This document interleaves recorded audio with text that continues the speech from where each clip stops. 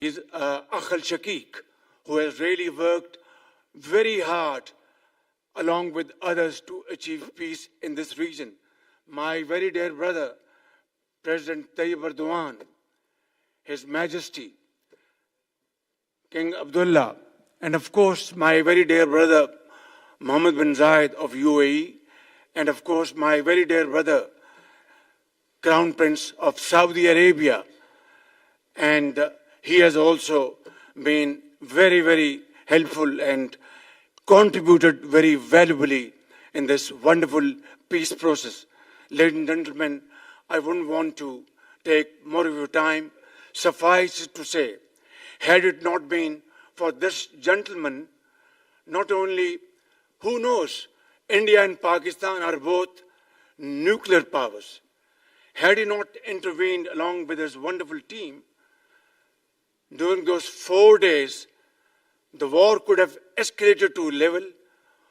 Who would have lived to tell what happened?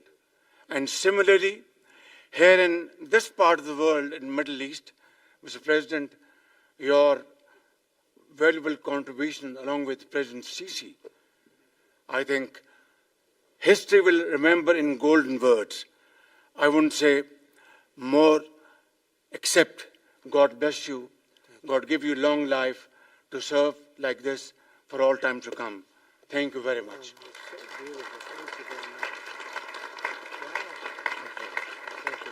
Very kind.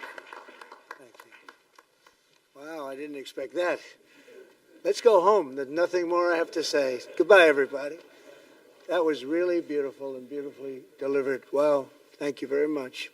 Also with us is President Prabowo, a very incredible man, of Indonesia.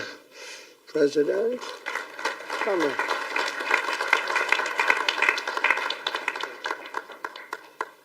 Great job. President Abbas of the Palestinian Authority. See, we have them all. We have them all. Good, great. It's good to have you. And so many others. I really have a list here. This first 3 rows and what's standing behind me, I don't know why they chose to stand, but it's there. They're going to be very famous tomorrow. All of them. We have the Arab League is represented by His Excellency, and thank you very much for being here. Thank you very much.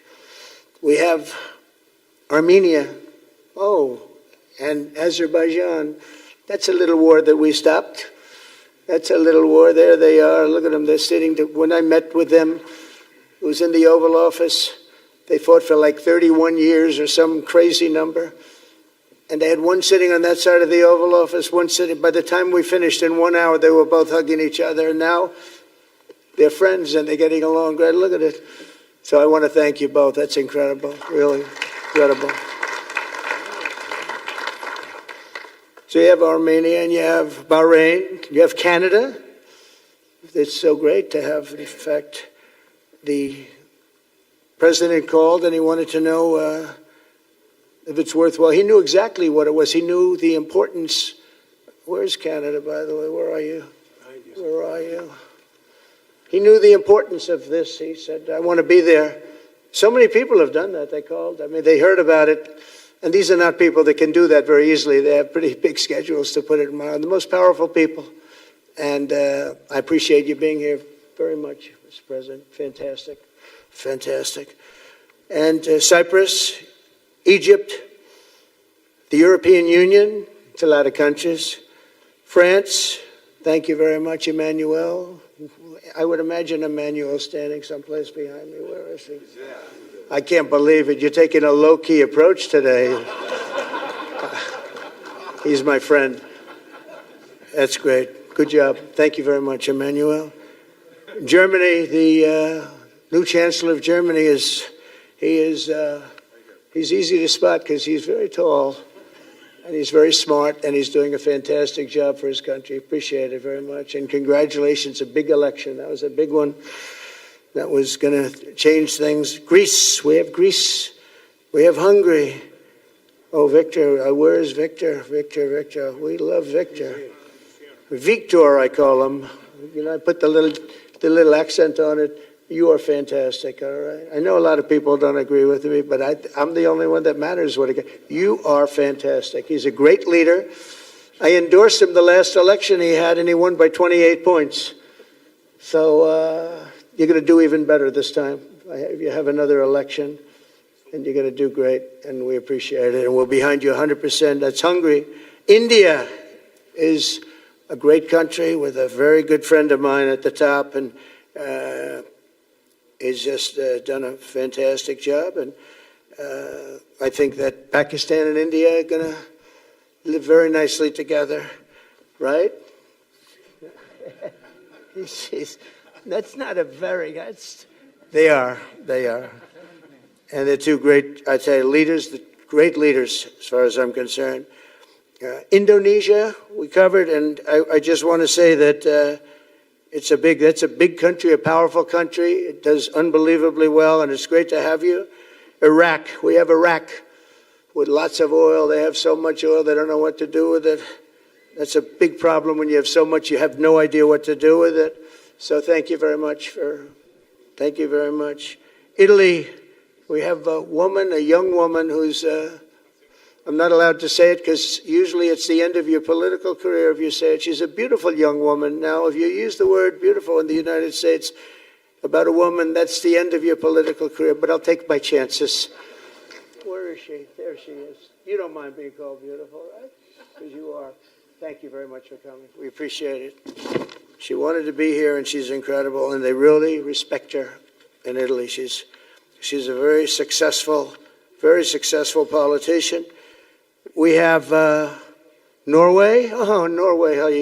Norway. What happened, Norway? What happened? Where's Norway? Where is he? We have Johnny. We're going to the World Cup. I can tell you that. Where's Norway? I don't think he wants to stand. Oh, he's back there. Well, we have Norway. Oman. Again, we have Paraguay. We have really fantastic representative from Saudi Arabia. Thank you very much. I'll tell you what, and this time we'll get you the best seat. He always gets the best seat. He deserves the best seat. But what a great place it is. Spain. Where's Spain? Are you guys working on him with respect to the GDP? We'll get close. We'll get close. But fantastic job you're doing. And UAE, which is great. United Kingdom. Where's United Kingdom? Where's our friend? Come here. Is everything going good? Very good. That's very nice that you're here. These people all came in like 20-minute notice, and I think it's fantastic. And we have so many others, and just so many others. And it's such a compliment to what we're doing, because what we've done is something very unique and very special. So it's perhaps the wealthiest and most powerful group of nations ever assembled at one time, which is a big thing. We have achieved together in recent days a change that really is historic, and it's going to be remembered forever. And I want to thank the American team for their amazing work, and I want to thank, I think he'll go down as the greatest Secretary of State in the history of our country. I really believe that, Marco, or I wouldn't say it. Marco Rubio, I wouldn't say it. Maybe I would. You're doing a great job. I'll tell you, he's on course to do it. We've done a lot of work in 9 months. We've done a lot of work. I say that, 1 year ago, a little more, but 1 year ago, America, the United States of America was a dead country. The king told me, and I use that, he said, sir, 1 year ago it was a dead country. Today you have the hottest country anywhere in the world, and it is. It's the hottest country. So many investors are here. We have over $17 trillion being invested in the United States, which is a record that nobody has ever beaten. I don't think anybody will. And we still have 4 months to go before it's a year. So in 8 months, we have over 17 trillion. We're actually very close to $18 trillion. There's never been, as an example, the previous administration had less than $1 trillion over 4 years. We have, we're close to breaking $18 trillion in 8 months. That's pretty amazing. No country's ever done that. I want to also thank Special Envoy Steve Witkoff and my son-in-law and a great guy, Jared Kushner. And I even have my daughter here, Ivanka. Ivanka, please stand up. Ivanka's here. Wow. Thank you. Thank you, Ivanka. We have a great team, and we have, as you know, General Raisin Kane. We have John Radcliffe. We have Tom Barrack. We have really a lot of good talent. We have Pete Hegseth, who's now Department of War as opposed to Department of Defense. We made a little change. Somehow I like the name better, so do you, so do a lot of people. But the momentous breakthrough that we're here to celebrate tonight is more than the end of the war in Gaza. It's with God's help. It'll be the new beginning for an entire beautiful Middle East. From this moment forward, we can build a region that's strong and stable and prosperous and united in rejecting the path of terror once and for all. We want to get rid of the terror and get on to other things. There are many other things in life that are so good. The final sprint to this deal began less than 3 weeks ago on the sidelines of the United Nations in New York. I met with many of the people in this room, and it all just started coming together. I've known so many of you for so long. You're friends of mine. You're great people. I have a couple I don't like in particular, but I won't tell you who. I have actually a few of them I don't like at all, but you'll never find out who they are. Well, maybe you will, come to think of it. But I have most of you who I like a lot, and I respect a lot. Maybe that's more important. We listened, and we exchanged ideas, and we kept pushing forward until the job was done, and the first steps to peace are always the hardest. And today we've taken them and we've put them all together, and we've come up with this beautiful mix like nobody thought was possible. And as you know, I've just come from Israel. It was an amazing day to watch the hostages come in and to watch all of the other things and do all of the other things that we did. And like all of us here this evening, the Israeli people are overjoyed that the war has ended. Many of you have had dancing in the streets. They had dancing in the streets. And they've been dancing for weeks now once they heard about this, and they heard that it was even a possibility. They're elated at the arrival of the hostages and excited to begin this new chapter for the entire region, and it's going to be that. And they are going to be great partners, and I hope everybody's going to join the Abraham Accord. I like to say the Avraham. I love Avraham, but somehow it doesn't sound as good when I say it as it does when some of my other friends say it who are from the region. But we're going to get a lot of people joining the Abraham Accords. We have the 4 great nations that did it early on, and they stayed with it. And then you had the Biden administration, which is the worst administration in the history of our country, and obviously they did nothing on that and anything else. And so it stayed at 4, and now a lot of people, even today, they're talking about all joining up. So many people have talked to me about that, and it's going to be a great tribute to really the United States. I mean, the United States has worked very hard in the Middle East, so it would be a tribute to us and to Jared and to Steve and to all of the people, Marco, all of the people that have worked so hard on that. And it really is going to it's going to guarantee that it all stays together. You're going to do well, because the 4 nations do very well. I mean, they do extremely, as they're wealthy, but they're a lot wealthier because of it. So I hope everybody's now joining up. Now we have no excuses. We don't have a Gaza, and we don't have an Iran as an excuse. That was a good excuse, but we don't have that anymore. All the momentum now is toward a great, glorious, and lasting peace. And our commitment to fulfilling the 20-point plan we developed together will be the crucial foundation for achieving that bright future. And it's being worked on right now as we speak. And we're actually in stage 3 and 4. It's not going to be, just divided down so simply. We can be long advanced on some of the things that we say we're going to do. We can take them out of order in a positive way. And we've shown how it can be done with responsible nations like the people in this room, these incredible people in this room, setting aside their differences, seeking common ground, and pursuing a better world for all of us. And that spirit's my dream, that we all get together and enjoy our life. And we're going to put some of you on the Board of Peace. Everybody wants to be on the Board of Peace. They said, would you be the chairman? I say, I'm pretty busy too.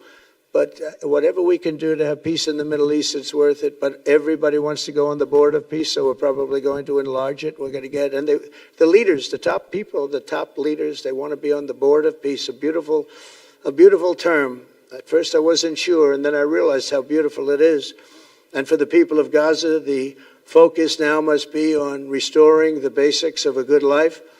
We're going to have a lot of money coming into Gaza and a lot of rebuilding and building. It's not so much rebuilding, it's really building, cleaning up and building. And I'm pleased to announce that numerous countries of great wealth and power and dignity have come forward to me and just today and over the last week to say they want to help in the reconstruction of Gaza, putting up whatever money is necessary. And the money is, of course, it's a lot of money, but it's not much compared to the value or the wealth of these tremendous countries, and they are ensuring stability and success in the Middle East. So when you think about it, it's a very, very small amount of money is necessary, relatively speaking.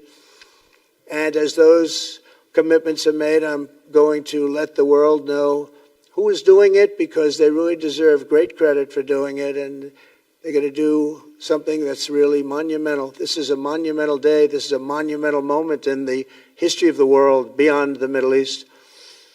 We've all agreed that supporting Gaza must be done to lift up the people themselves, but we don't want to fund anything having to do with bloodshed, hatred, or terror, as has happened in the past. And for the same reason, we're also agreed that Gaza's reconstruction requires that it be demilitarized and that a new, honest civilian police force must be allowed to create a safe condition for the people in Gaza. As I said earlier, I intend to be a partner in securing a better future. We're going to be working, you're going to be working with the United States, and we're going to make sure that the Middle East is going to be a safe and secure place. It's a very important place in the world, means so much. There were so many people who said the Middle East, and this has been going for many, many decades. I've read it many times, that World War III will begin in the Middle East. It's not going to happen. That's not going to happen. There was a time that you would have thought it could have, but it's not going to happen. There won't be World War III, hopefully at all, but it's not going to start in the Middle East. We're not going to have a World War III if we're smart. There'll never be a World War III. Our work begins right here and right now. From ancient times, this region has been extraordinarily mixed with respect to people, culture, religions, all of the different elements of national characters, unlike maybe anywhere else on earth. And for 3,000 years, there's been conflict. For whatever reason, there's been tremendous conflict, always conflict. But today, for the first time anyone can remember, we have a once-in-a-lifetime chance to put the old feuds and bitter hatreds behind us. And that's why so many people in this room, they didn't get along. Some did, some didn't, but they're getting along now. This has brought the people together. This is the first time the Middle East crisis has brought people together as opposed to driving them apart. And to declare that our future will not be ruled by the fights of the generations past, which is foolish. So together, let us continue in the spirit of cooperation and goodwill that has finally brought us to this incredible, historic breakthrough. If we do together, we will reach the Middle East's incredible destiny, a safe and prosperous and beautiful crossroads of culture and commerce, faith in humanity and geographic center. This will be the geographic center of the world. So I just want to thank everybody for being here. I want to thank you all for what you've done and for this quick notice. It all came together just at one little period. It just came together. It's, the greatest deals happen that way. If you do anything about deals, that's all I've done all my life is deals. The greatest deals just sort of happen. And that's what happened right here. And maybe this is going to be the greatest deal of them all, not just nation building, not just having to do with this or the political whims. This will be maybe the greatest deal of them all, period. And I want to thank all of you and all of these great nations and this region for what it's gone through and all of the fights it's had, or life over death and hope over strife and harmony over hatred. That's what we want. We want it to be that way because together we're going to forge a magnificent, great, and enduring peace.